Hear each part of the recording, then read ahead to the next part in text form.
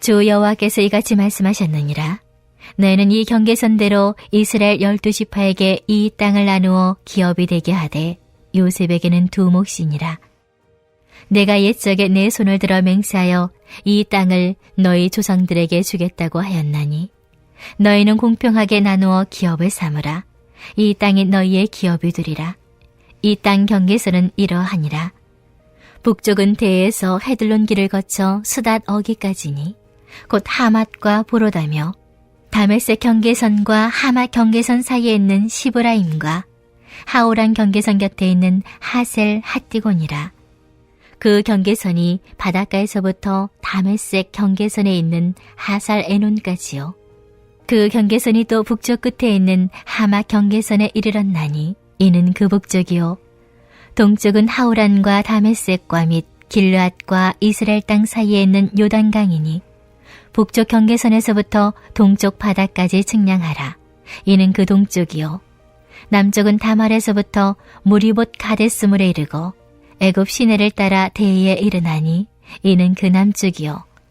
서쪽은 대헤라. 남쪽 경계선에서부터 맞은쪽 하맛 어기까지 이르나니 이는 그 서쪽이니라. 그런즉 너희가 이스라엘 모든 지파대로 이 땅을 나누어 차지하라.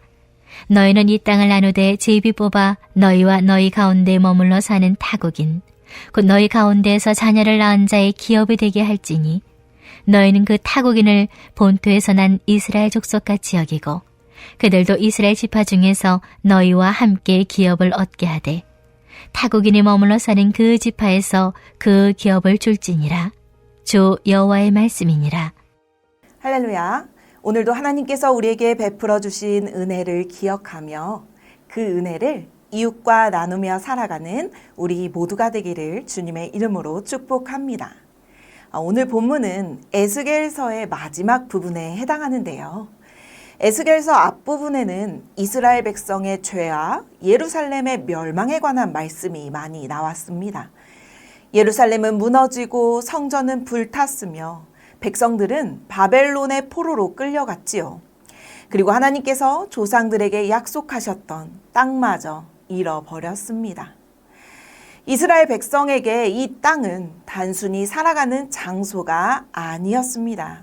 그 땅은 하나님께서 조상들에게 약속하신 기업이었고 하나님께서 자기 백성과 맺으신 언약을 보여주는 증거였습니다. 그런데 나라와 성전을 잃고 약속의 땅에서 쫓겨났다는 것은 마치 하나님의 약속으로부터 끊어지고 하나님께 버림받은 것처럼 느껴질 만큼 큰 절망이었습니다. 그러나 하나님께서는 이스라엘의 죄를 심판하시는 것으로 모든 것을 끝내지 않으셨습니다. 마른 뼈와 같았던 백성들을 다시 살아나게 하시고 흩어진 백성을 고향으로 돌아오게 하시며 무너진 성전과 예배를 회복시키겠다고 말씀하셨습니다.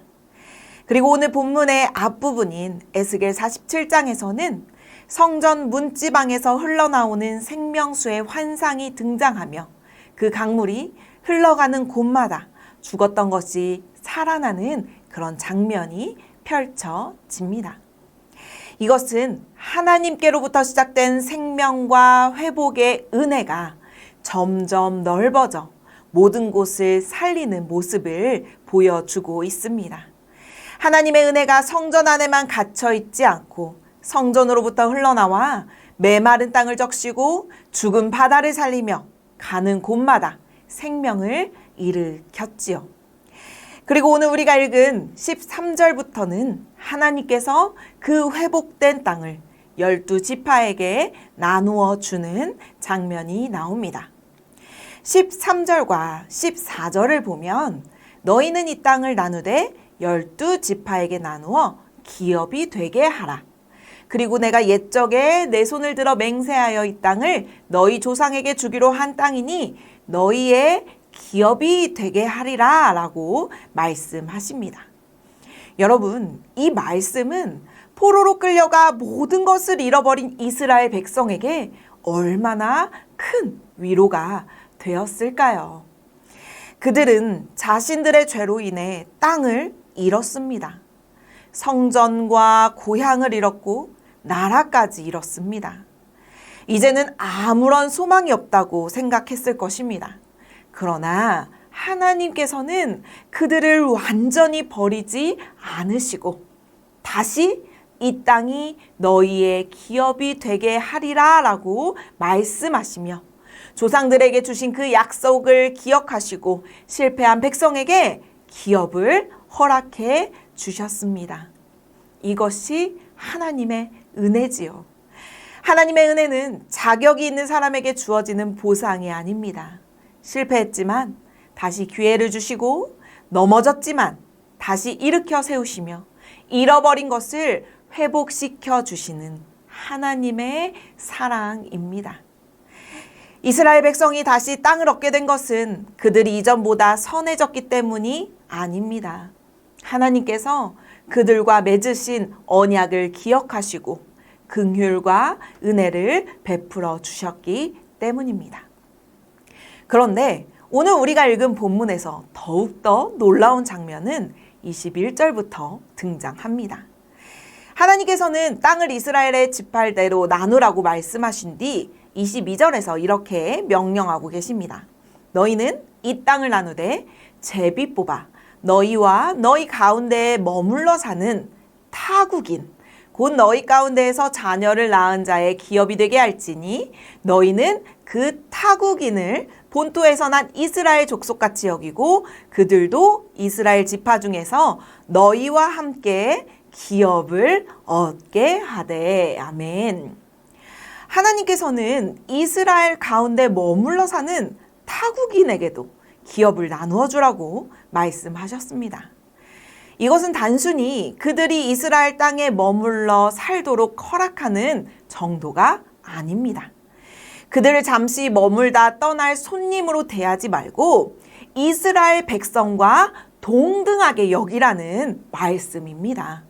그들도 이스라엘 백성과 함께 하나님의 기업을 누리게 하라는 것이지요. 여기에는 중요한 하나님의 뜻이 담겨 있는데요.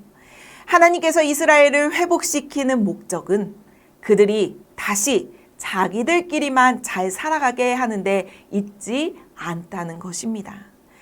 하나님께서는 이스라엘을 통해 모든 민족이 하나님의 복을 누리기를 원하셨습니다. 여러분, 처음에 하나님께서 아브라함을 부르셨던 장면 기억하실까요? 땅의 모든 족속이 너로 말미암아 복을 얻을 것이라 라고 말씀하시며 아브라함을 부르셨습니다. 하나님께서 이스라엘을 선택하신 것은 다른 민족을 버리셨기 때문이 아니라 이스라엘을 통하여 모든 민족에게 하나님의 사랑과 구원을 나타내기 위해서였습니다. 선택은 특권을 쌓아두라는 부르심이 아니라 받은 은혜를 흘러 보내라는 사명이라는 것입니다. 그런데 이스라엘 백성은 어떠했습니까? 자신들이 하나님의 선택을 받았다는 사실을 다른 민족과 자신들을 구분하는 벽으로 사용했습니다. 하나님께서 주신 은혜를 자신들만의 특권으로 생각했고 이방인들을 멀리하며 배척했지요. 그러나 하나님께서는 새롭게 회복된 땅의 모습을 보여주시며 하나님의 은혜가 이스라엘의 혈통 안에만 머물지 않는다는 사실을 오늘 본문을 통해서 분명히 보여주고 계십니다. 그들도 너희와 함께 기업을 얻게 하라. 하나님의 회복 안에는 이스라엘 백성만 있는 것이 아닙니다. 그들 가운데 머물러 살아가는 타국인도 있습니다. 하나님의 은혜는 혈통과 출신과 민족의 경계를 넘어 이스라엘 가운데 함께 살아가는 타국인에게까지 흘러갑니다. 이 약속은 예수 그리스도를 통해 더욱더 분명하게 이루어졌지요. 에베소서 2장 19절은 이렇게 선언하고 있습니다. 그러므로 이제부터 너희는 외인도 아니요 나그네도 아니요 오직 성도들과 동일한 시민이요 하나님의 권속이라. 아멘. 예수 그리스도 안에서는 더 이상 외인도 아니고 나그네도 아닙니다. 예수님께서 십자가로 하나님과 우리 사이에 막힌 담을 허무셨고 사람과 사람 사이에 세워진 담도 무너뜨리셨습니다. 이스라엘 백성이 아니었던 우리도 예수 그리스도를 믿음으로 하나님의 자녀가 되었고 하나님의 나라를 함께 상속받는 사람이 되었습니다. 이것이 하나님의 놀라운 은혜입니다. 우리가 바로 그 하나님의 은혜 밖에 서 있던 타국인과 같은 사람들이었죠. 본래 하나님의 나라를 기업을 요구할 수도 없었던 아무런 권리가 없었던 우리였습니다. 그러나 하나님께서는 그런 우리도 외면하지 않으시고 예수 그리스도 안에서 우리를 받아주셨습니다. 하나님께서는 우리에게 이 놀라운 은혜를 베풀어 주셨습니다. 그렇다면 이 은혜를 받은 우리는 어떻게 살아야 할까요? 우리도 하나님께서 받아주시는 사람을 받아주어야 하겠죠. 하나님께서 품으시는 사람을 품어야 합니다. 하나님께서 허무신 담을 다시 세우는 일은 없어야 할 것입니다. 그러나 우리의 모습을 한번 돌아보시기 바랍니다. 우리는 교회 안에서 나도 모르게 경계를 만들 때가 있지는 않나요? 오래 교회 다닌 사람과 처음 온 사람을 구분하기도 하지요. 나와 친한 사람과 그렇지 않은 사람을 구분할 때도 있습니다. 말이 통하고 생각이 비슷한 사람에게는 마음을 열지만 나와 다른 사람에게는 쉽게 다가가지 않기도 합니다. 겉으로 함께 예배를 드리지만 마음속으로는 나와 그들을 구분할 때도 있습니다. 하지만 하나님께서는 오늘 우리에게 말씀하십니다. 그들도 너희와 함께 기업을 얻게 하라. 여러분, 교회는 비슷한 사람들끼리 모여 편안함을 누리는 곳이 아닙니다. 예수 그리스도의 은혜로 서로 다른 사람들이 한 가족이 되는 곳입니다. 우리에게 익숙한 사람이 아니더라도 하나님께서 사랑하시는 그 사람이라는 이유로 함께 모이고 사랑하고 품어야 하는 곳이 교회입니다. 사랑하는 성도 여러분, 성전에서 흘러나온 물은 한 곳에 머물지 않았습니다. 점점 깊고 넓어져 죽은 곳을 살렸고 가는 곳마다 생명의 열매를 맺게 했습니다. 하나님의 은혜도 마찬가지입니다. 은혜는 우리 안에 가두는 것이 아니라 흘려보내는 것입니다. 우리에게서 멈추는 은혜가 아니라 우리 자녀들에게 흘려보내야 하고 우리 교회 안에 머무는 은혜가 아니라 지역과 이웃에게 흘려보내야 합니다. 우리 민족에게만 머무는 은혜가 아니라 세계 모든 민족에게 흘려보내야 합니다. 그래서 그 은혜의 강물이 끝까지 흘러가야 합니다. 오늘 본문의 중심에는 하나님의 명령이 있습니다. 그들도 너희와 함께 기업을 얻게 하라. 하나님께서는 우리끼리만 은혜를 누리라고 말씀하지 않으십니다. 아직 그 경계 밖에 서 있는 사람들을 향해 문을 열고 그들도 우리와 함께 하나님의 은혜를 누릴 수 있도록 받아들이라고 말씀하십니다. 어쩌면 오늘 우리 주변에도 경계 밖에 서 있는 사람이 있을 수 있습니다. 교회는 왔지만 아직 어느 누구와도 가까워지지 못한 사람이 있을 수 있습니다. 가정과 일터에서 사람들 사이에 끼지 못하고 외롭게 지내는 사람이 있을 수도 있습니다. 또 우리가 마음의 문을 닫고 받아들이지 못하는 사람이 있을지도 모르겠습니다. 오늘 본문의 말씀을 통해 그 사람들을 다시금 바라볼 수 있기를 바랍니다. 내가 정한 기준이 아니라 하나님의 마음으로 그들을 바라보기를 원합니다. 내가 그 사람을 받아들일 수 있는가를 묻기 전에 하나님께서는 그 사람도 사랑하시고 그들에게도 은혜 베푸시기를 원하신다는 사실을 기억하십시오.